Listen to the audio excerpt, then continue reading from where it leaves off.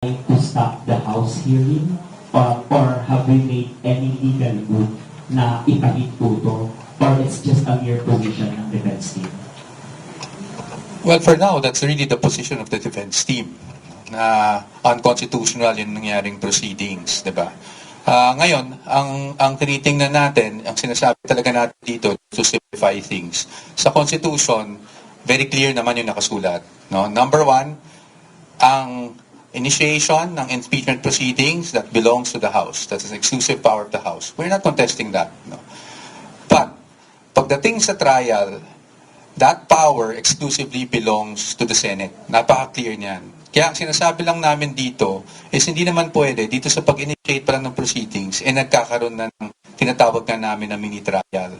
At again, kaklaruhin ko lang yung emphasize ko lang yung nasabi na ni Atty. Sheila. Hindi po sa amin ang galing yung term na mini trial. Yan po ay galing sa mga statements, no, ng either Committee on Justice or even other personalities. So hindi po sa amin ang galing yan. That's why we're contesting it.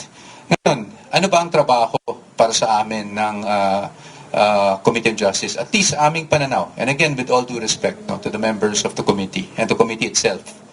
Ang trabaho po ay to determine, sabi nga nila, kung ito ay iakyat na sa plenaryo at iakyat na eventually sa Senado, hindi ba? So ang parati namin sinasabi, kahit sa previous interviews ko, ang gagawin lang naman is to evaluate the complaints and the evidence at hand. No? Kung ano yung mga naka-attach na ebidensya doon sa complaint. So yung pagpapatawag ng mga witnesses and all those things and asking for documents, that goes well and beyond, di ba? Yung evaluation lang kung ito ay dapat mapunta na sa plenaryo at ang sa ganun ay maiakat na sa Senado. So sa ngayon, are we going to question this? Kasi I think that was your question talaga. Of course, that possibility is always there, hindi ba? But hindi po na kami magsasabi ng anything categorical. Ito ay dapat pag-usapan hindi lang namin, pero pati na ng aming kliyente. At titignan natin kung anong mangyayari. That's why we have been monitoring these proceedings from day one. And then we'll let you know kung meron na kaming desisyon ukol doon. Sir, follow up na. Since you are acknowledging that the House of Representatives can initiate the impeachment trial, the impeachment proceedings or whatever, bakit dun sa process na yun, we're not attending doon sa mga invitations ng House of Representatives? And follow-up is, are we surely attending the Senate hearing once it prospers, the case prospers? Number one, dun sa tanong niyo po, it's not just we're acknowledging, no, that's clearly stated naman in the Constitution na sila talaga ang may exclusive power to initiate impeachment proceedings. Why are we not attending? I think it was clearly stated in our letter. It's because we are objecting.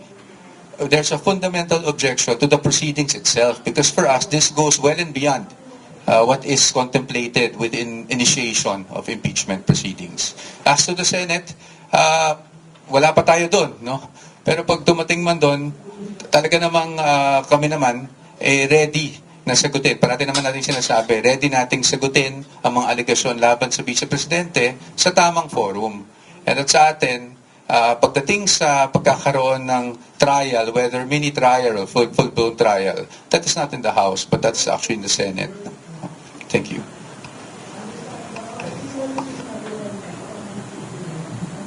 Hello, sir. Kanina po ay naglabas ng statement si Vice President Sara Duterte at sinabi na ang gagawin na pagdinig o ang isinagawang pagdinig kanina ay isang fishing expedition. Pwede po ba natin ipaliwanag to bakit ito nasabi ng President? Well, again, I have to premise my answer with I'm no longer the spokesperson of the Vice President. So napakahirap naman na maglagay ng salita, no?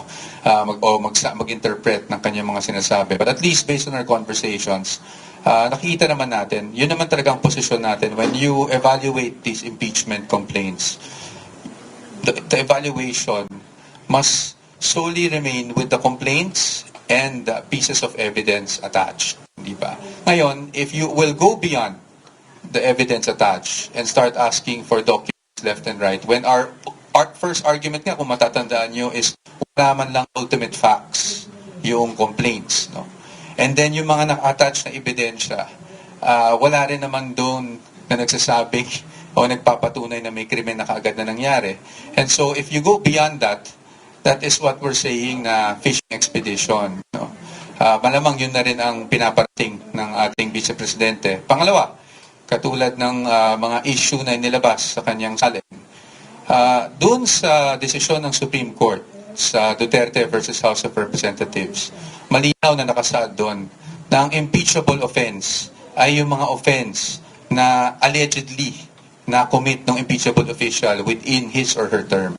At malinaw naman doon sa pinakita na karamihan doon sa hinihing documents ay not within his or her, within the term of the Vice President in this case. No? So, marahil doon nanggagaling ng ating Vice Presidente.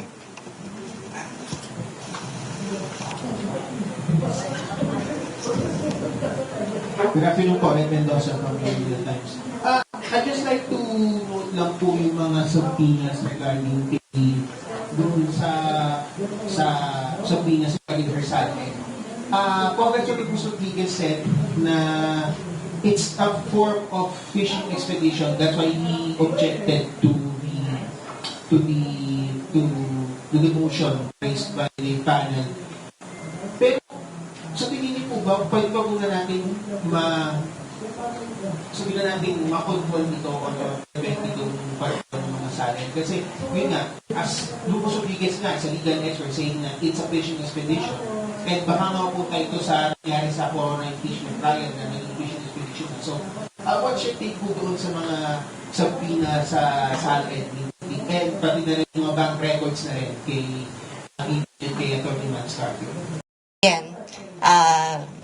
Say that if the objection of the respondent goes into the matter of jurisdiction, meaning does the committee have any power or authority to conduct a mini trial or whatever it is that they will call it, including the examination and cross-examination of witnesses, issuance of compulsory processes for the introduction, reception, and examination of evidence. Our position has been made clear in the letter. That authority and all the incidents of that authority should only be exercised by the Senate. Because why? Again, we go back under Article 11, Section 3, Paragraph 6. It's only the Senate that can conduct trial, that can examine witnesses, that can cross-examine witnesses, that can issue subpoena for the production of evidence. In fact, if someone here earlier asked, this is akin to a preliminary investigation, you know, under the current rules of preliminary investigation and inquest proceedings, even the matter of deciding or resolving the complaint is only limited to the complaint and the counter affidavits of the respondent and other affidavits and the evidence at hand. Nothing beyond evidence at hand. And let me clarify this because it might be that the idea that just because a respondent did not appear and sent a letter through the lawyers stating the reasons for non-appearance, which raises issues on jurisdiction, doesn't mean that she or us or we are just raising technical issues. Because I think every lawyer knows that the matter of jurisdiction is always substantive. Cannot even be waived, cannot even be, a subject of any agreement. Once a body, once a tribunal acts beyond the powers vested in it by the Constitution, that cannot be allowed.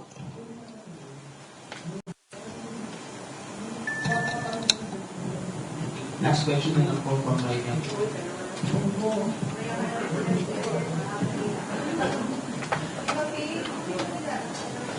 Afternoon po, Bella Cayato from the Philippines Bar. Sir, just to be categorical about it, so may plan kayo to question unconstitutional yung proceeding sa House. So kailan kayo mag-decide na mag-file na ng petition sa Supreme Court? And second po, ano po yung magiging action natin next? Meron parang 3 hearings pa ang House Committee on Justice. So ganito na rin po kayong scenario natin na walang a-attend ng mga lawyers, except sabi nyo a-attend kayo dahil may subpoena kayo. Walang a-attend na lawyers and even si Vice President Sara Duterte.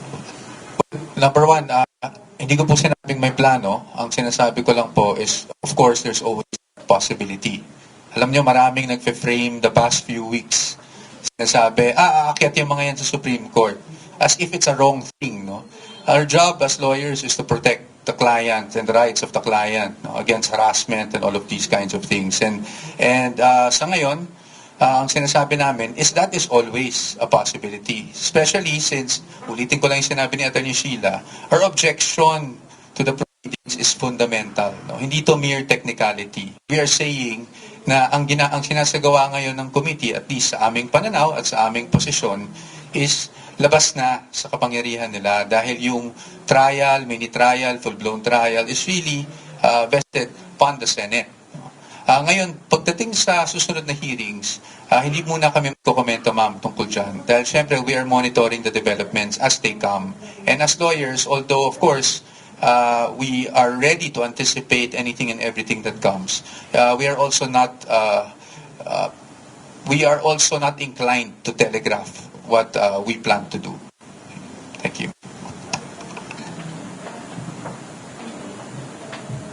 Good afternoon po, Alayta Incoming from IBC News.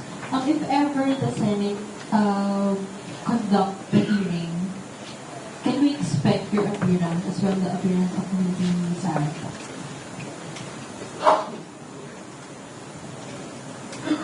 Again, I think our letter is clear. We cannot participate in a proceeding that we think is unconstitutional. We cannot have the Vice President appear before a body exercising a power or authority that is vested by the Constitution in another tribunal.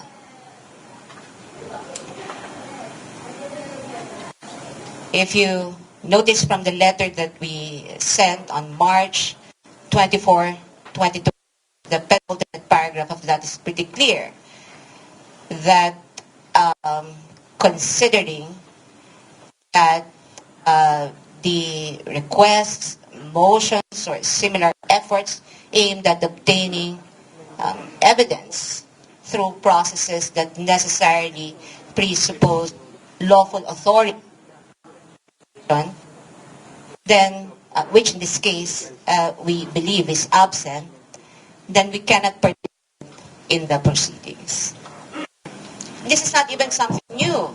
This is something that every lawyer questioning the jurisdiction of the court on behalf of his or her client.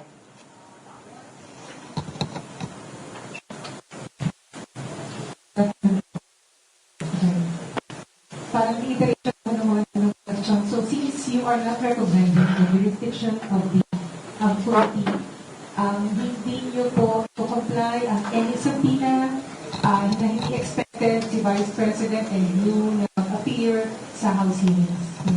Let me clarify that. Baka ma-misconstrue eh. What we are not recognizing is the authority or power to conduct mini-trial. Now, with respect to the power of the House of Representatives to initiate impeachment proceedings, that's stated in the Constitution. We recognize that.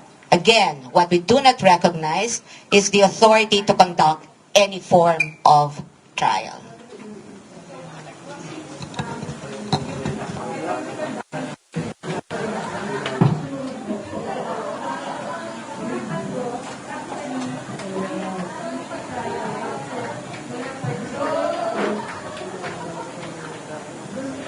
We can't tell you yet what will happen in the next weeks until the committee has concluded its proceedings because, as you know, the committee has just finished the hearing this afternoon, and we have yet also to receive any invitation or notice for the next hearing.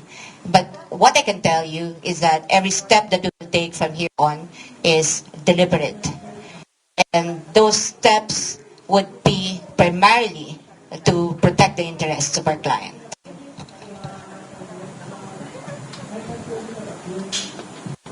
Attorney Powa, so to reiterate and to echo also the question from Mr. Medina earlier, so you fail to attend the Vice President and also your team, does it mean you are waiving your right to attend any proceedings? So we do not expect anyone from your team and the No, I think that's also clear from the letter. In fact, it's explicit in the letter. Let me read again. As timely stated in the appearance and consolidated answer, both made ad cautelam, the respondent does not waive any jurisdictional or other objections she has to these proceedings, nor her right to seek appropriate legal remedies. I think that's quite clear. appearance nor the council, hindi ba yun ibig sabihin ba? Could you clarify? Questioning the jurisdiction. So, What is it that you're asking? That is the respondent giving her right? And of course not. Right to the proceedings.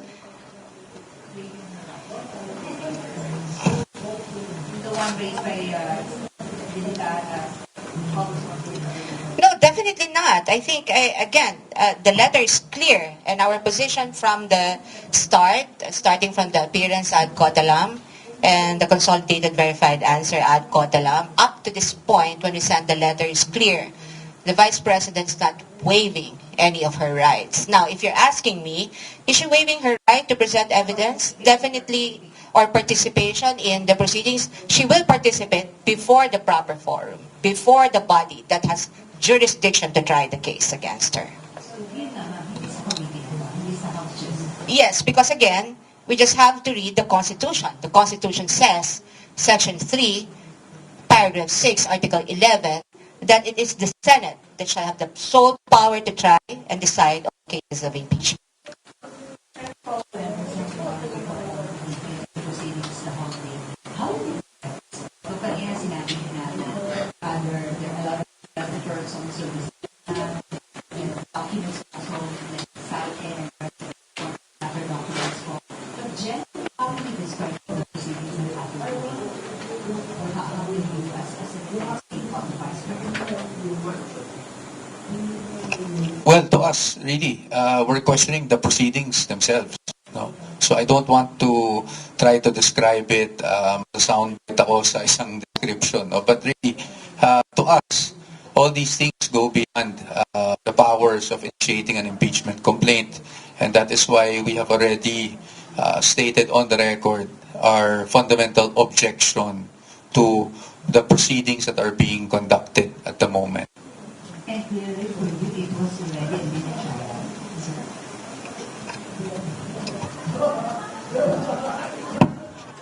Well, for us, ma'am, again, our position is that yung mini trial na salita, hindi sa amin ang galing. Yan ay galing sa ibang tao. Again, I'd like to reiterate our position. Kung ang evaluation lang na dapat gawin dito ay kung ito ay dadalhin, i-recommend, no? Na dadalhin sa plenaryo, kakaroon ng articles of impeachment that will be transmitted to the Senate, dapat ang gagawin dito, ang evaluation na gagawin dito ay limited lamang doon sa mga complaints at doon sa mga naka-attach sa complaints. Kasi doon mo malalaman kung may basihan ba talaga, kung meron ba talagang impeachable offense laban sa ating Vice Presidente. Turning for Urban Windows for 25. Since you said a while ago po that the hearing is unconstitutional, are we consider po anything legal remedies like pagtulog sa Office of Removal? As I've answered earlier, that is always a possibility. We are considering all remedies, sir. Thank you.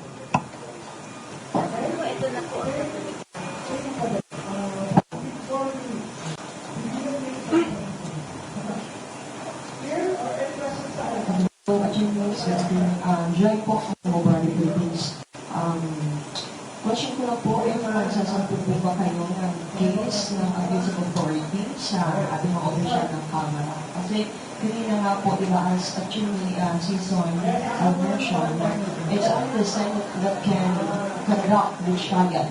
Kasi nabi lamang makapag-issue ng subpoena to or on the production of evidence. And kanina, ang Representative Jokno has clearly stated na according sa ating Chinese Constitution na naglagay din po siya ng articles and sections that the House of Representatives has the exclusive power to initiate all cases of impeachment, while the Senate naman po has the sole power to try and decide on the power of impeachment.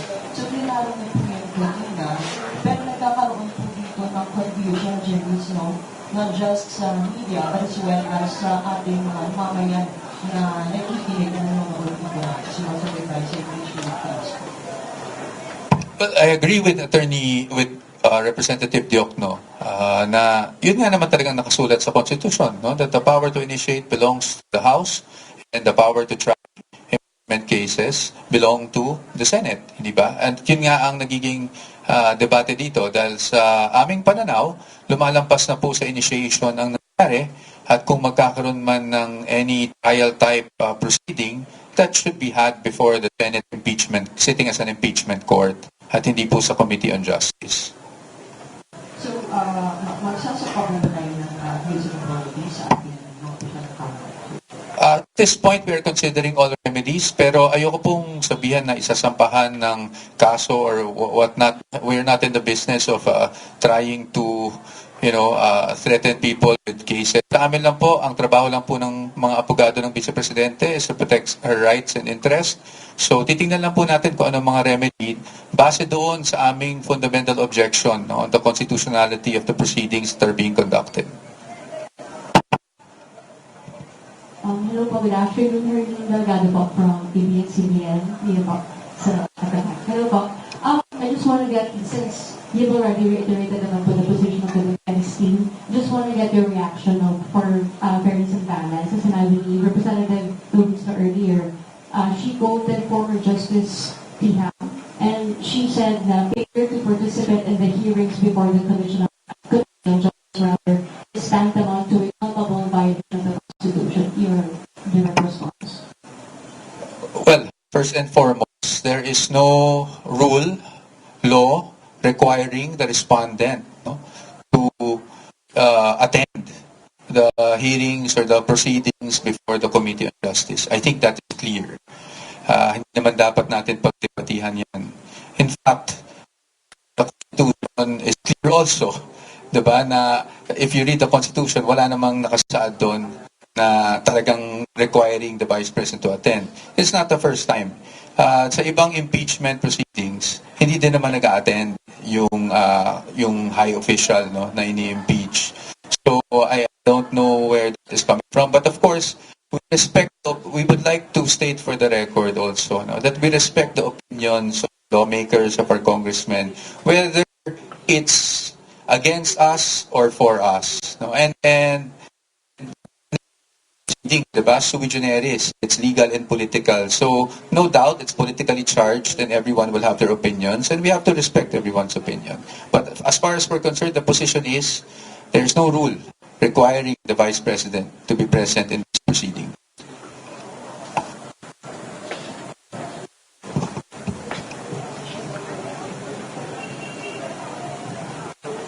Sir Chen from Billionaire News Channel. Can you give us an outlook na lang po? Ano yung pwede namin maasahan? Can you give us an outlook na lang po? Ano yung pwede namin maasahan sa defense team moving forward given na they have a visual subpoena?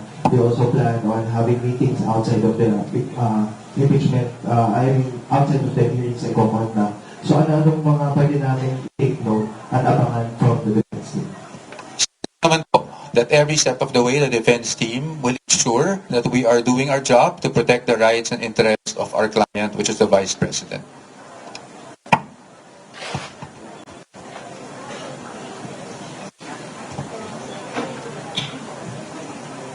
One question from the attorney, Michael Attorney Sheila.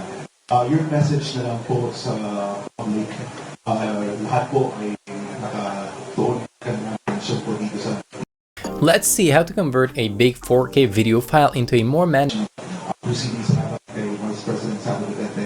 And I remember Attorney Sheila, February 2025, you quoted Senator Miriam Santiago that impeachment is a dreadful process. So, ano yung mensahe ko sa publiko ngayon? Ako na muna siguro, no? Sa akin, siguro nagpapasalamat kayo sa mga kababayan natin na patuloy na sumusuporta sa Presidente. Nasabi ko nga kanina, this is highly divisive and politically charged matter, no? So, lang na may pagkakaiba ng mga opinion, may mga debate. For the defense team, we are here without any intention to debate with anyone. No, we are here to just lay down our position, but at the same time, we would like to state again that we respect the opinions of even those whose positions are adverse to ours. No? Siguro ang gusto ko lang linawin is parati kasing nasasabi na hindi sumasagot ang ating Vice Presidente. Hindi po totoo yun. In fact, as early as last year, tuon pa lang sa first round of impeachment, nasabi na ng ating Vice Presidente na handa siyang sumagot sa harap ng tamang forum. No? Lahat ng itong mga aligasyon na binabato sa kanya. That is also included in the letter that we submitted yesterday. At siguro ang pinaka-importante, let's not blur our legal system. Diba? Ayon sa legal system natin, the burden of proof is actually on the accusers. Doon sa mga nag-a-allege na may ginawa siyang impeachable offense, the burden of proof lies with them. No? Dapat pakita muna nila na matibay ang kanilang mga ebidensya. And again, the evaluation should be limited to the complaints that they submitted, their allegations in those complaints, and the pieces of evidence attached to those complaints. No? So again, hindi sumasagot ang Vice Presidente. Handa po sumagot ang Vice Presidente at handa po ang defense team na ipagtanggol ang Vice Presidente sa harap ng tamang forum para dito. Thank you. Perhaps my message is, it's the same thing. We appreciate the role that the media has in terms of providing our public with good information. By good information, I mean something that is not only plucked from the mouth of a person, but something that invites some meaningful discussion about the issues, about the processes, about what we could expect moving forward as a nation. But my main message would probably be something that I would borrow from the case of Francisco Gutierrez, because I think it encapsulates everything that we need to know in respect of the protection and respect for an individual's rights. In that case, the Supreme Court said that the respondent, or just because former Chief Justice Davide is the Chief Justice, does not imply that he gets to have less in law than anyone else. And the reason is very simple. It's because the Constitution and the law are mindful of every individual's rights, regardless of his or her station in life.